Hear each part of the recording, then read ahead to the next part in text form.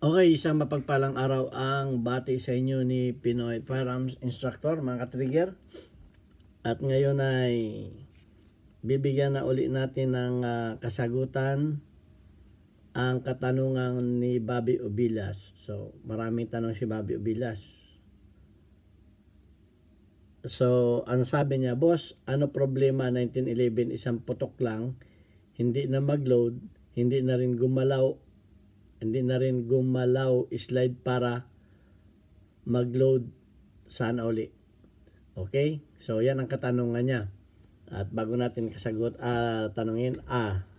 ang katanungan ni Bobby Ubilas, ay babati muna ako sa inyo ng isang mapagpalang araw. Lalo tigit sa mga OFW. At sana tayo nasa mabuting kalagayan. Ingatan natin ang ating kalusugan sapagkat bawal tayo magkasakit. Walang mag-alaga sa atin. Isa pa ay may mga pamilya tayong sinusuportahan sa Pilipinas.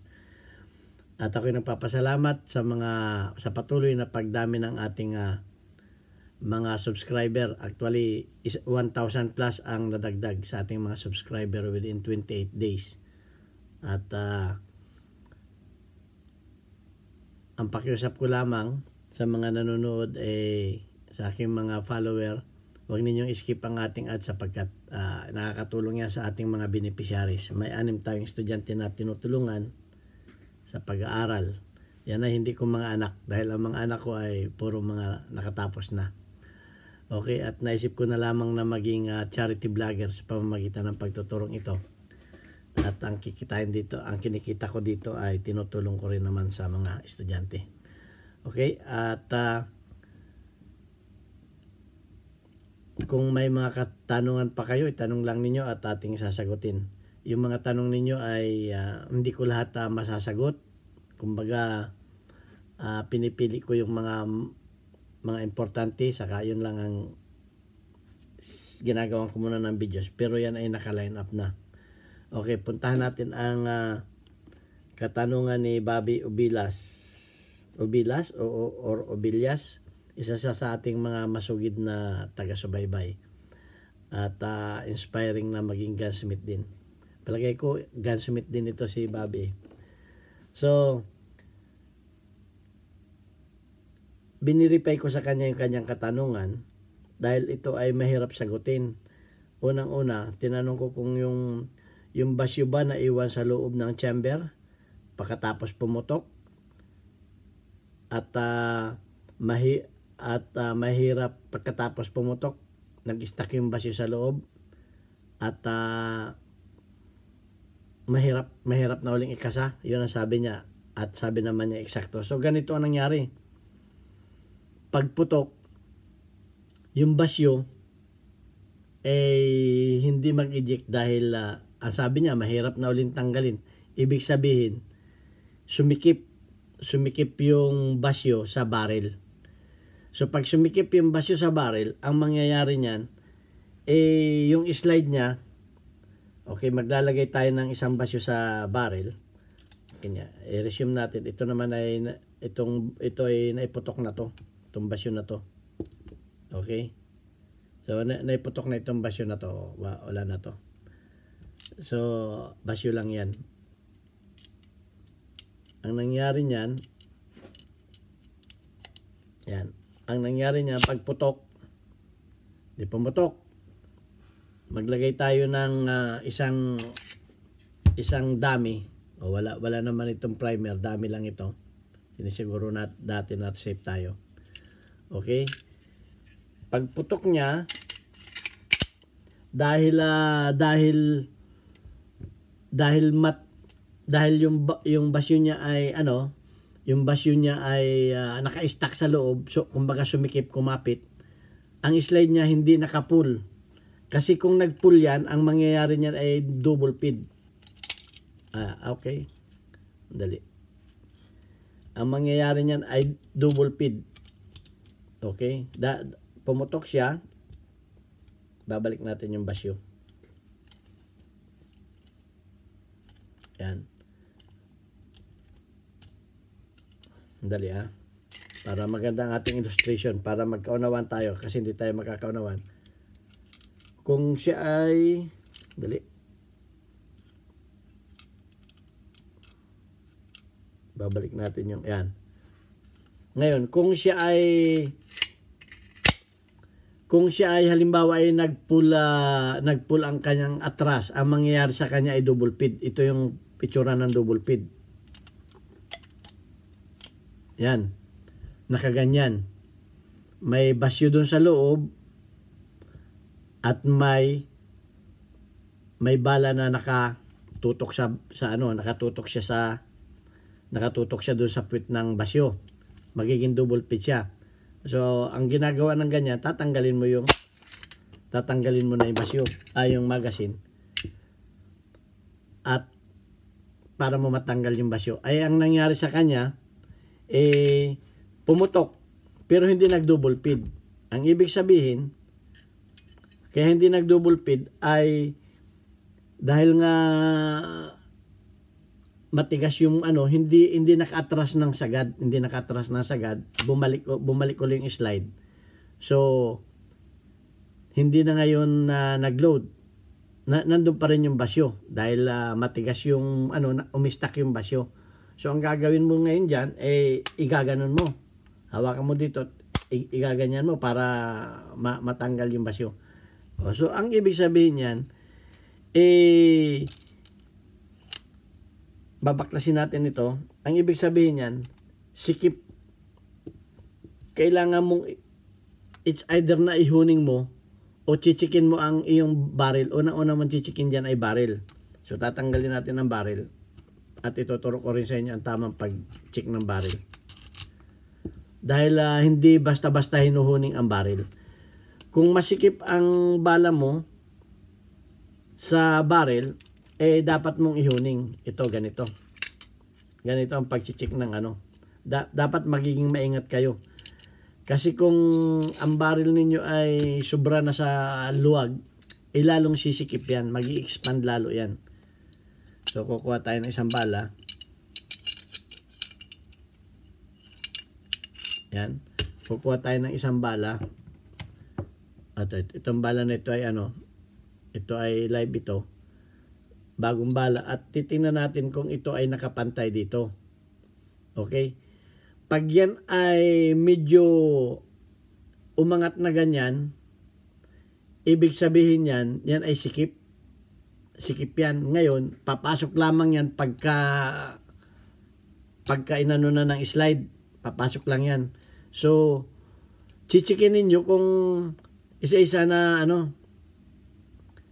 chichikin ninyo na yung mga bala ninyo. Baka kasi nasisingitan, kung reload man yan, nasisingitan kayo ng oversize na itong shell niya.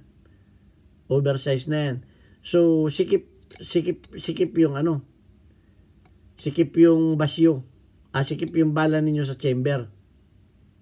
Okay, sikip. Kaya naiiwan sa loob. Yan ang nagiging problema. At chichikin ninyo ng sa safe direction, chichikin ninyo ng magkakarga kayo tapos sa safe direction o sa firing range kayo magchichik kung okay ba na tumatalsik yung na hindi pumuputok. Ngayon, kung tumatalsik naman at hindi sikip yung basyo ninyo sa loob sa chamber, yung bala ninyo sa loob ng chamber, chikin ninyo yung inyong chamber. Baka yan ay may mga tama na dyan o may mga madumi na yung chamber, kinakailangan ihuning. Kinakailangan ninyong ihuning. So may video tayo kung paano paghuning at paano pagpalis. Papalis ninyo yung inyong chamber. Kasi nga ang problema ay mahirap bunutin yung basyo. Bakit ganon? Pero may ganito rin. Pag yan ay sobrang lumuwag na, yung inyong umi-expand naman itong pag pumutok, umi-expand naman itong bumubuntis. Isa pa rin yun na nagiging dahilan. So titingnan ninyo kung tama lamang na actually inano ko na ang sukat nito nag-ano na ako ng tamang video ng tamang sukat nito. Sana yung gunting natin. Saglit up. Kukuha ako na isang band, paper band. Sorry. Hindi tayo nakapaganda. Ano, gugupit kayo ng isang paper band na ganyan para ninyo malaman kung tama ang sukat ng inyong mga barrel. Sana yung barrel natin. At ilalagay ninyo sa loob ng barrel na ganon. Isang band, paper band. Mga half centimeter ang lapad. Tapos ay ilalagay ninyo ganyan at papasok ninyo yung bala. Yan. Pag yung dapat ganyan yan. Yan ay tama ang sukat. Pero pag yan ay lumaglag, pag lumaglag yan, eh wala sa sukat ang over yan. Kumbaga oversize na yung inyong barrel. Pag yan naman ay hindi pumasok naman yung inyong bala, ibig sabihin yan ay walang tolerance. Pagka ipinapasok ninyo ito, halimbawa, naglagay kayo ng paper band yan, isang papel na ang sukat niya ay mga 1 cm. Okay, ang sukat ng Tapos ay inilalagay ninyo at ang hirap naman ninyong ipasok, idinidiin na ninyong ganun hindi pumasok. Ibig sabihin, walang tolerance. Yun ang dapat ninyong ihuning. At mag-iingat kayo sa paghuhuning. Okay? Mag-iingat kayo sa paghuhuning. Ito ang tama. Isang isang papel na igaganyan ninyo at pumapasok naman siya pero hindi naman siya lalaglag. Okay? So, ayan ang pamamaraan. Yan ay true experience. Ako hindi ako masyadong sa libro. Nagbabasa ako ng libro pero mas natututo ako sa experience ko dahil nga sa ang experience ko ay ang tagal na, ayoko na ikwento sa inyo . So true experience lang na natututunan ko itong mga ganito. Kaya sorry doon sa mga nambabasa akin na ang sabi ay may mga US Marines pang sinasabi na hindi naman daw siya tinuruan ng gano'n ng mga US Marines. Sorry, hindi naman ako nakikipagmagalingan at hindi naman ako nakikipagyabangan. Pero yan ang naano ko sa experience ko. So, yun ang parang malaman ninyo yung yung inyong barrel kung nasa tamang sukat, ang chamber. At kung yan ay maluwag na dahil mahal ang barrel, nasa 14,000 yata, ito ay kayang isliban ng mga magagaling na masishap. Kayang isliban yan. Ano yung islib? Palalakihin ng kaunti yan at papasukan niya ng bakal tapos ay mamasinin uli ng eksakto yan at iuhuning. Ang meaning ng huning ay smoothening the hole. Okay? Smoothening the hole. Ang rimming at saka, ibig sabihin, ang huning ay papakinisin in loob. Ang rimmer at drilling ay making a hole. Ang rimmer at saka boring ay enlarging the hole. Yan ang natutunan ko sa paaralan. So, ayan. At pag pinagsama mo yung natutunan mo sa paaralan at yung experience mo, ganyan ang mangyayari. So, sana Alan Buduan ay nasagot ko yung inaano ko, pag yan ay sobrang luwag, posibleng umexpand yung basyo at lalong kumapit. Okay, pag yan naman ay sobrang sikip, ay dapat mong ihuning. At meron naman tayong video kung paano paghuning. Okay, kung hindi ninyo makita, gagawa ulit tayo ng video. Pero may video ako niyan, sure. May video ako ng paano paghuning ng barrel. Kasama yung pag-trotting. Meron din ako niyan. Iba naman yung trotting. So, sana nasagot ko ng tama yung katanungan mo. At huwag kayong basta-basta maghuhuning. Huwag kayong basta-basta. Chichikin muna ninyo kung dapat bang ihuning. Hindi yung hindi matanggal yung basyo. Ayun pala ay oversize na. Umexpand na yung basyo. huning pa kayo kay huning pa kayo kay huning. Hanggang sa makikita ninyo pag pumutok, nagbibiyak na yung inyong basyo dahil oversize na.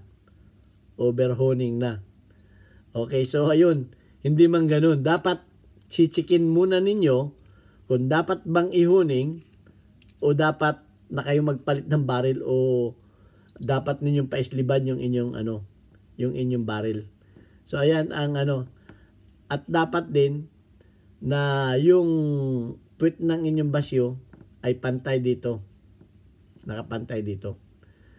Pag yan ay sobrang lubog, pag yan naman ay sobrang lubog, ay hindi yan makukuha ng extractor dahil hindi naabot dito yung yung extractor, hindi na siya aabot. Nakalubog na nga eh. So ganyan. So Alan Buduan, sana at sa mga may problema pang ganito, sana nasagot ko ng tama ang katanungan ninyo. At kung may follow-up question pa kayo, pwede naman ninyo i-follow-up question. At please dun sa mga magagaling, hindi tayo nakikipagmagalingan. Kung may isasuggest kayo, okay naman na kung may mga alam kayo na hindi ko rin alam, pwede naman yung i-suggest. Okay? At hanggang sa susunod, ito ang inyong Pinoy Firearms Instructor na mag-iwan sa inyo ng God bless us all. Thank you very much.